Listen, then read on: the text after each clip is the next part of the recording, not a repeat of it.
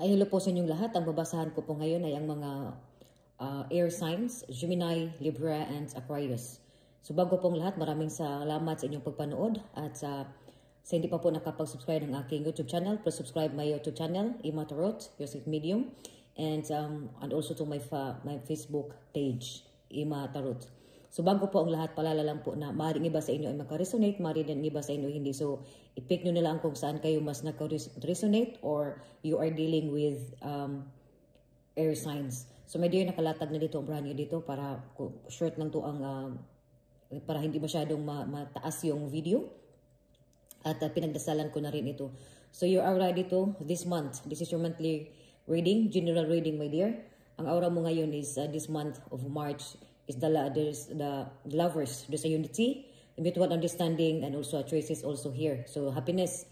Nakita ko itong ang aura mo ngayon is maganda ang aura mo ngayon, ang mga mangyayari sa iyo dito sa buwan na ito. Sa mga past mo dito, nakita ko rin dito sa iyo nga may mga the 9 of Wands, the 8 of Wands, and also the 9 of Swords, and also the Hierophant. So baliktad siya. So sa nakaraan, nandito kung nakita ko dito may mga regret ka dito, may mga traumas or may mga issues dito, anxiety.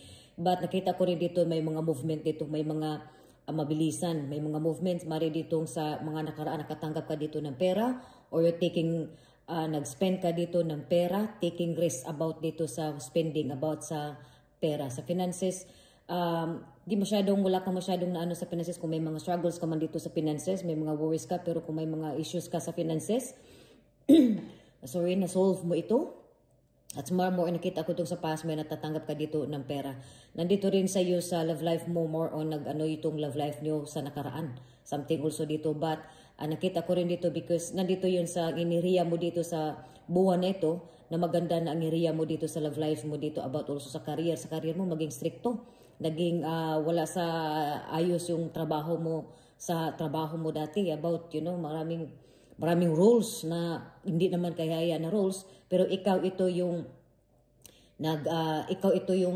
kumbaga kung ano yung gusto mo, may mga rules pero kumbaga ikaw ay lumalabag ka dito sa mga rules. Sa love life din dito, mari din ito sa love life mo dito is ang iba dito sa inyo gumagawa kayo dito ng kakaiba para ang tao na to or ang minamahal ninyo ay hindi siya hindi siya makatulog kumbaga, or nandito sa mga past mo ito sa love life na talagang ang iba dito sa inyo ay talagang ginagawa niyo ito ng something dito. Nakita ko itong black magic para pag-isipan mo para something dito na para magsisi siya sa ginagawa niya, something dito na mag-regret, hindi mapakali or guilt dito. Something dito may mga guilt sa mga past traumas about dito, but nandito rin sa iyo sa more on healing ka na rin dito sa mas maganda ng takbo dito. So nakita ko rin dito sa present mo ngayon is the Kuning from Swords and also the Skilled ka from the 7 and the 3 of Swords.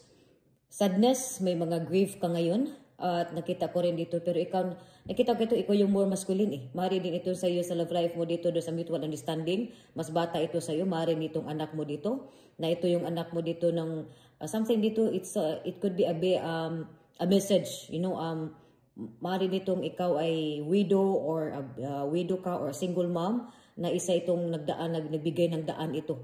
Nagbibigay ng mensahe dito or something divorce dito na nagka-unite kayo ngayon. Maganda ang communication ninyo ngayon because ito yun ang bata ang dahilan para ito sa mga bata. Sa nakaraan yung love life ninyo, yung relationship nyo hindi maganda, pero dahil sa mga bata, ginagawa ito dahil lang sa mga bata or ang mga bata dito ang gumagawa ng paraan para kayo ay magkaayos. Sa love life mo naman dito, nakita ko rin dito ang iba sa inyo because of nakita ko ito may mga experience ka. It could be divorce ka, broken hearted ka.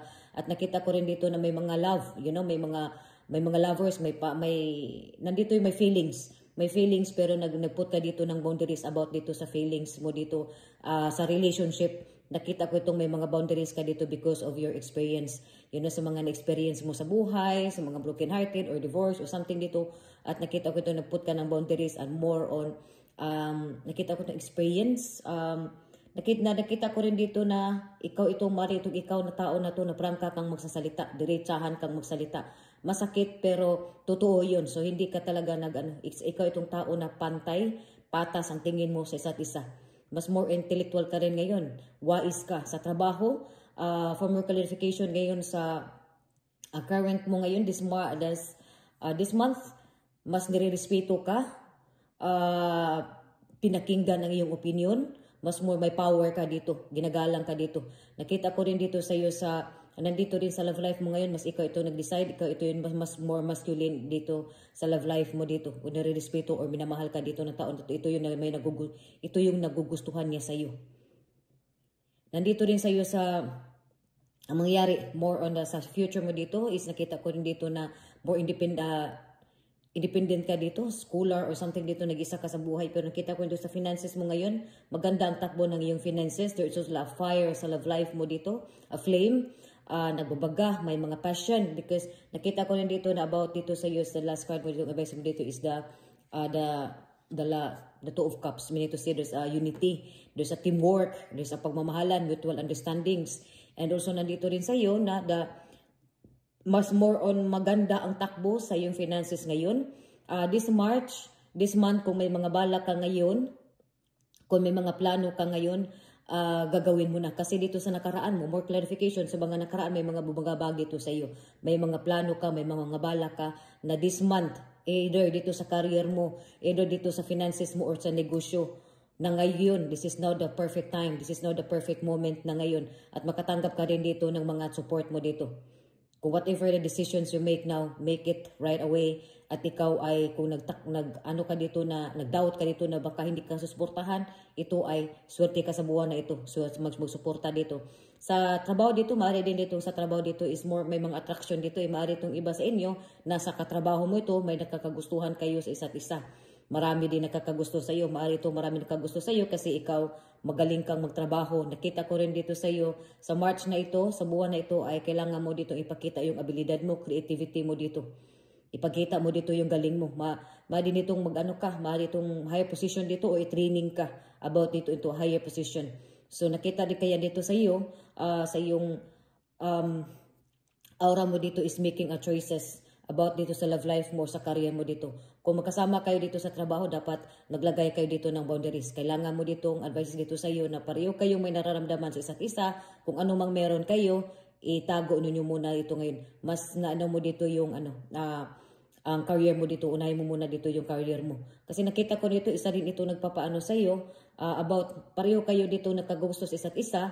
Pinakita ko dito para sa pagkapangalan ng anak mo ito Nakita ko dito about dito sa future sa mga anak mo or maaari dito ang mga anak mo dito ang mensahe. There's also a good message, also a nice good news. So sa buwan na ito, mas marami ka ditong magandang balita ditong matatanggap about sa finances mo, about mo sa goals, dreams mo dito na ito ay gagawin mo na ito. Mas more nare-respeto ka, pinakinggan ka ngayon at nakita ko dito sa love life mo, there is a happiness, there is a unity, mutual understanding. Sa trabaho, maganda rin natakbo ng sa trabaho mo ngayon. Sa past, sa mga nakaraan is hindi maganda ang takbo, ang pag-lead dito sa workplace mo. Pero ngayon, nakita ko dito na nagiging you have a voice now. Pinakinggan ka. Nakita ko dito na kailangan mo na ngayon i-speak out mo dito kung ano yung mga ideas mo sa trabaho. Kung ano yung gusto mo dito, ipakita mo dito kasi pinakinggan ka dito at susundin ka kasi ikaw ito yung mas matagal na or mas may experience ka dito sa iyong trabaho. Nandito rin sa iyo kung nakasakit ka man pero natatanggap nila kasi totoo yun at nakita rin nila na ikaw ay patas ka kung magdesisyon. Nandito, so about dito sa yung finances, maganda. Good news about dito sa finances. Even though may mga sorrow, may mga sadness ka kasi ito rin nakaano sa iyo na maritong sa past mo dito na guilty ka kasi nakasakit ka sa kapwa mo. Pero nakita ko rin dito sa iyo na may mga may nagsisisi na rin dito sa kanilang mga ginawa dito sa iyo. It could be dito sa broken hearted, naghiwalay or something dito sa mga relation, sa mga partner ninyo na may ginagawa sila, naging guilty sila at nakita ko rin dito na nalulungkot sila. Guilty sila sa mga ginagawa nila sa iyo at nakita ko rin itong more stronger and wiser ka this month. Financially stable ka dito. More financially stable ka dito. Kahit nandito yun, kahit kunti, pero nandito yun is, kahit kunti lang yung kita mo, pero nakita ko itong usbong ito So nakita, kailangan mo rin dito yung more patience ka dito. Sa finances mo dito, mas more humble ka dito sa finances mo. Kung ano mang meron ka, sa finances mo, itago mo muna. Mas more in keeping secrets ka muna dito. Whatever it is, Kung mayroon ka man kayo dito sa love life mo, kasama mo sa trabaho, isikreto niyo muna ngayon kung ano yung finances mo. Isikreto mo muna ang finances mo. Keep, nandito din sa'yo sa trabaho mo, ipakita mo yung ano mo dito. Ipakita mo yung creativity mo dito. Kung mga ideas mo dito. Kasi ang dami mo mga ideas eh.